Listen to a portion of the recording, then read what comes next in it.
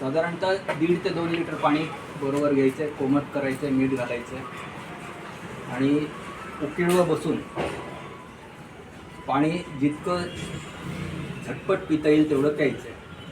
आवाज भी कॅप्चर करू.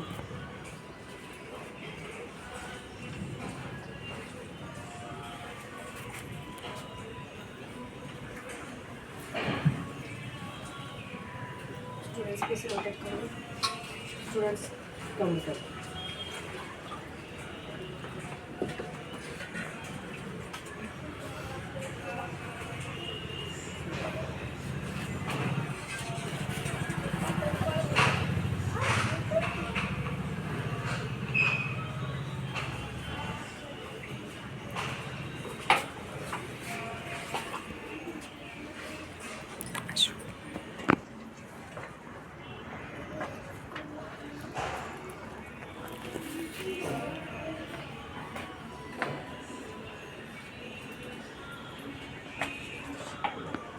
जितकी आपली कॅपॅसिटी आहे तिथपर्यंत अगदी पोट, मग छाती, कंठापर्यंत आकंठ म्हटलेलं आहे त्याला. आखंड पाणी सेवन आणि करायचं. जितकं शक्य होईल जितकं पिता येईल की याच्यापेक्षा पुढचं पाणी पिताच येणं शक्य नाही, इतकं पाणी प्यायचं आणि ते झटपट प्यायचं.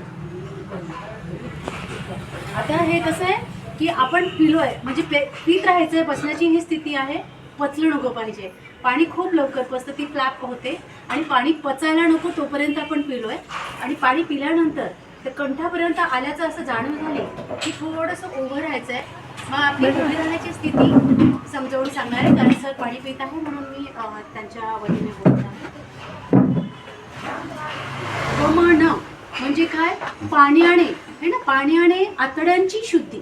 आता हे लहान आतड्यांपर्यंत पाणी पूर्ण पोचलेलं आहे आणि पाचन क्षमता, त्याची पचन ताकद खूप जास्त असल्याने ते 10 ते 12 मिनिटात लगेच पचत आहे. आता बघा, पुढून जा, सगळे मागून बघायचं. उभं राहण्याची स्थिती तुम्ही बघितलेली आहे. या पद्धतीने पायामध्ये अंतर पहिले घेतलं. 3 बोट घ्यायचे. मधल्या बोटांनी साधारणतः घशाला खाली, जिभेला खाली दाबायचं, हलकासा प्रेशर द्यायचं. बोलते सर, मी बोलते. आपण काय केलंय, कुणाची बोटं जर जाड असली तर 2 बोटं, बारीक असली तर 3 बोटं. आणि ह्या शरीराला बघा, दुसरा हात आहे, जिभेला खाली दाबलं की सगळं पाणी जेवढं आहे ते सगळं पाणी बाहेर पडतं. आणि ते पडणं खूप गरजेचं असतं. शरीरामध्ये वात, पित्त, कफ त्रिदोष आहेत आणि नको असलेले विघातीय द्रव्य आपण वमन, योगिक वमन ह्या प्रक्रियेने बाहेर काढत आहोत. आणि ही प्रक्रिया आपल्या शरीर स्वास्थ्यासाठी अतिशय आवश्यक है.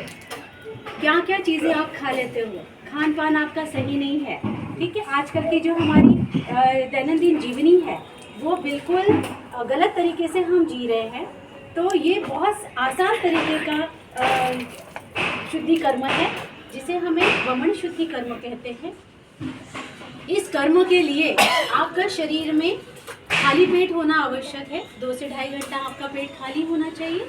अगर कुछ खाया है और वो विषाक्त है तो इसी तरीके से आप बाहर निकाल सकते हैं. इसे वमन शुद्धि कर्म कहते हैं. अभी वमन आप लोगों ने देखा है, वमन शुद्धि कर्म. इसमें आप लोगों को यहाँ ध्यान रखना है कि ब्लड प्रेशर, हाई बीपी पेशेंट है या ज़्यादा वय है, बहुत उम्र ज़्यादा है, तो उनके लिए थोड़ा सा तज्ञ व्यक्ति के मार्गदर्शन में ही करें. धन्यवाद.